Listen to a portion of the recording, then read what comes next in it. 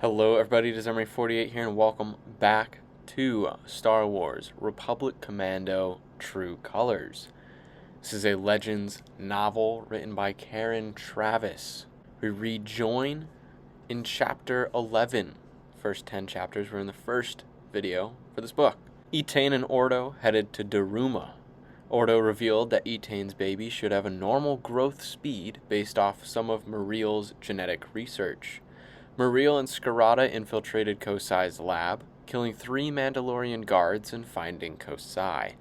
Bethany went to the Coruscant address for Donut Logistics and found that the company was not at the location. When she returned to her apartment, she was met by a Gurlanin, who told her to stop digging because she is being tracked by Republic intelligence.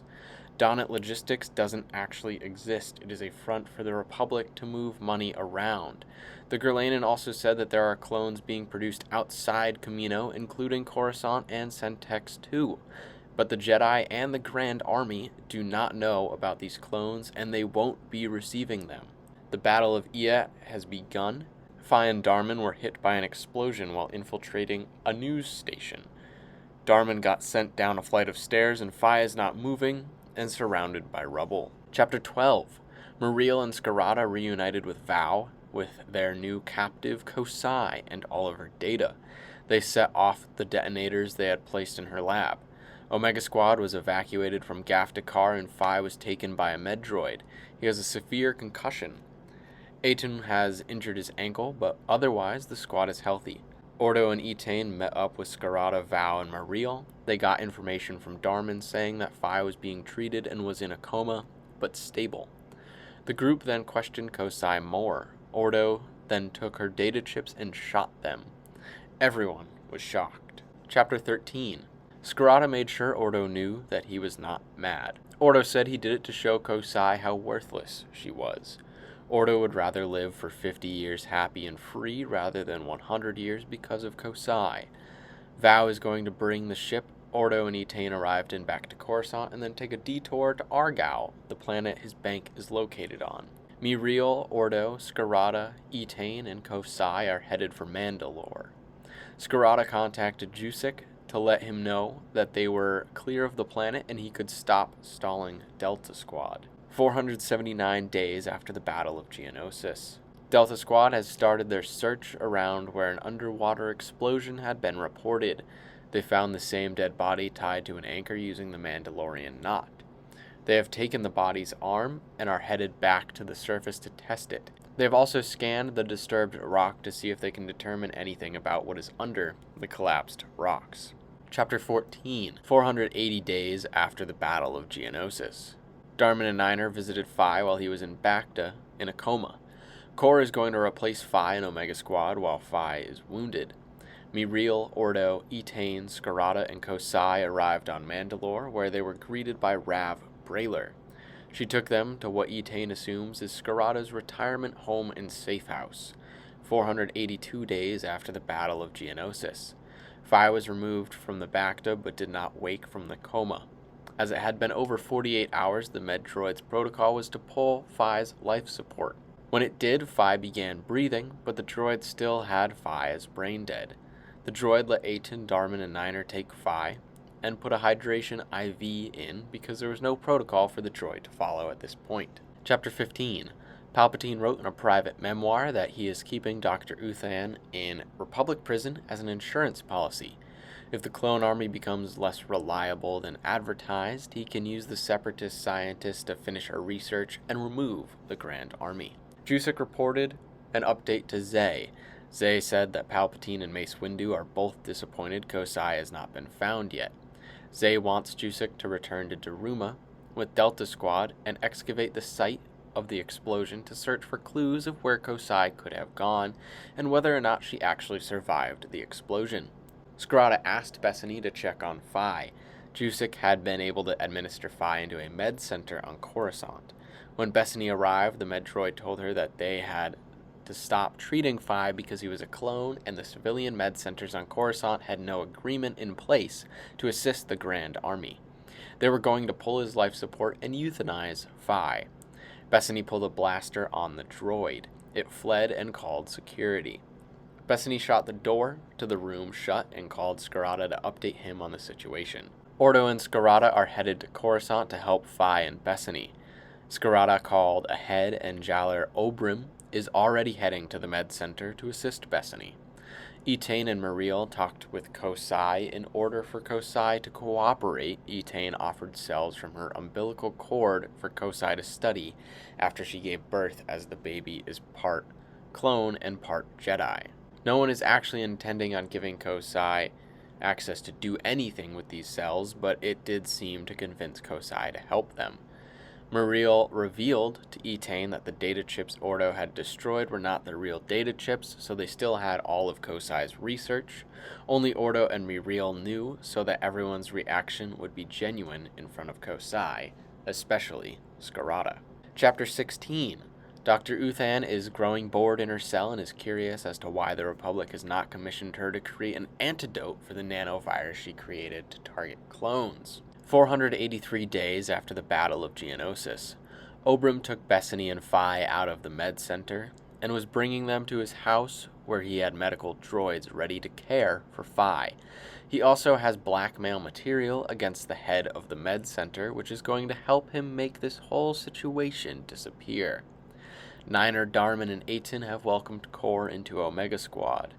Val, Scarata, and Ordo met with Omega Squad and updated them on Phi. Jusik joined the group, wanting to see Phi and attempt to heal him using the Force. Scarata and Ordo are bringing Jusik to Jaller's residence. Jusik, Scarata, and Ordo arrived at the Obrim household and went in to see Phi and Bethany. Jusik began attempting to heal Phi. After 4 hours, Phi showed limited movement when his hair was ruffled, which is a common thing Scarata would do with his boys. Jusik said he was able to heal Phi out of brain dead into a deep coma by repairing some of the brain tissue. He said a full recovery may not be possible, and even if it is, it may take weeks. Chapter 17. Boss relayed to Jusik that they found Mandolorian armor from camera footage they have gotten from under the rubble. 499 days after the Battle of Geonosis. Miriel has gathered a mobile lab that Kosai could use for cloning. She was very disappointed in the low quality of the lab. Kosai is at a very low self-esteem, and Etain thinks Kosai may regret her choice of fleeing Kamino a year ago. Phi's eyes are now partially open and blinking randomly. Jusik is still by his side, trying to heal the brain tissue. Bethany put a code in for Phi RC8015, saying that he had been terminated after receiving injuries he was unlikely to recover from, making him free from the Grand Army. 503 days after the Battle of Geonosis, Scarata met with Zay. Scarata revealed that covert ops troops were sent to execute defecting ARC troopers. Zay clearly had no clue this was happening. Scarata asked why he and the clones should risk their lives for a republic that doesn't listen to their intel. Zay seemed upset that the politicians, especially Palpatine, decided how the war should be fought and not the Jedi Council. Scarata and Ordo discussed their plan for a year from now to get together and hide out on Mandalore. Chapter 18. Zay has realized that a government's victory condition does not mean ending a war, whereas the military wants the war to end. 539 days after the Battle of Geonosis. Jang brought Phi to Mandalore. Phi is able to point to objects, write, and barely speak, not really saying full words, let alone phrases. He was surprised by the baby bump Etain had. Etain gave birth to Venku Scarata. Once Venku was deemed healthy by Brayler and her niece Parja, Etain called Scarata, and all she had to say was Bab Breer, which is grandfather in Mandalorian. 541 days after the Battle of Geonosis. Scarata and Mariel came to see Venku. Scarata had been determined to raise the baby like he had said when Etain broke the news to him months ago. That is until Scarata saw Etain with Venku. Scarata rethought his whole choice and regretted not telling Darman. Scarata gave Kosai a tissue sample from the umbilical cord. 545 days after the Battle of Geonosis. Phi is learning to walk again using handrails, falling from time to time. Etain was preparing to leave Mandalore. She went to talk to Kosai, but Kosai had hung herself and left a note that said, "Thank you, Etain. It was fascinating." Chapter 19. Zay looked into what clone troopers would do after the war. When the answers were inconclusive, he talked with Maze, his ARC trooper captain and aide, telling him if he ever wanted to pursue an alternative career, he would help relocate him. Scarada, Val, and Mariel have decided to send most of Kosai back to Kamino, for whatever they do with bodies after death. Scarada is going to give Delta Squad something to show Zay and Palpatine, proving that Kosai had died in the explosion on Daruma, 547 days after the Battle of Geonosis. Scarada brought Venku to Bethany's apartment. She has agreed to watch him when neither Scarata or Etain are available to care for the baby. Scarada said he is going to bring Omega Squad to her apartment so they can also meet Venku. Zay summoned Jusik and Etain. In the meeting, Jusik left the Jedi Order.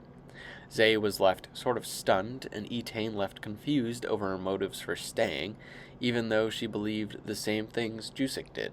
All three of the Jedi seem to know that the Jedi Order utilizing a slave army will be a stain on the Order when it is looked back on, 548 days after the Battle of Geonosis. Omega Squad met Venku, who Scarada introduced as his grandson. Darman said he wouldn't make a good father. He and Etain went off together and he noticed she was upset. He told her not to worry about having a kid, as now was not a good time for them to have one, with the war going on. This statement did not make Etain feel any better, but she hid it as best she could so they could still enjoy their day together. Chapter 20. Order 65 would authorize the clones to detain the Chancellor with lethal force if necessary, if the Senate or the Security Council declared him unfit to issue orders. Command of the Grand Army of the Republic would fall to the acting Chancellor. Order 66, a more popular order. In the event of Jedi officers acting against the interest of the Republic, and after receiving specific orders verified as coming directly from the Supreme Commander, Grand Army Republic commanders will remove those officers by lethal force, and command of the Grand Army of the Republic will revert to the Supreme Commander until a new structure is established. Based on the slightly different language in both orders, I don't think there is an actual trigger for Order 65. Jusik and Scarada spoke of Jusik's future. For now, he will live in Scarada's apartment on Coruscant and help Venku, or Cad, as Darman said he would name a son, through his understandings of the Force when Etain is deployed. Scarada also has an interest in Dr. Uthan now that Kosai is dead. Scarada gave what I'm assuming is Kosai's head to Delta Squad. They gave it to Zay and said she was dead when they found her. He gave them a day's leave and dismissed them. Delta Squad watched Omega Squad, minus Darman, Ordo, Mariel, and Scarada play a Mandolorian game for a short while before continuing on their way. Now there's kind of a prologue here, but it's still a part of Chapter 20. Darth Vader gets a call from Tarkin about arresting saboteurs on the battle station during its construction. When Vader arrives, he will interrogate the prisoners. I honestly have no clue what this has to do with the rest of the book or why it's in the final chapter. My only assumption is that somehow this band of Mandalorians had something to do with it, but I have no reason to prove that. Overall, I really enjoyed this book. I think it is my second favorite Republic Commando book from the series. Seeing Fi get badly injured was really well done in this book, and a bit emotional, especially since we have been following the story of these characters for 3 books now. And I know there is another book. I believe the next Republic Commando book has to do with Order 66, so I hope it continues to follow these characters' story throughout the end of the Clone Wars. Thank you everybody so much for watching, and I hope you have a wonderful rest of your day.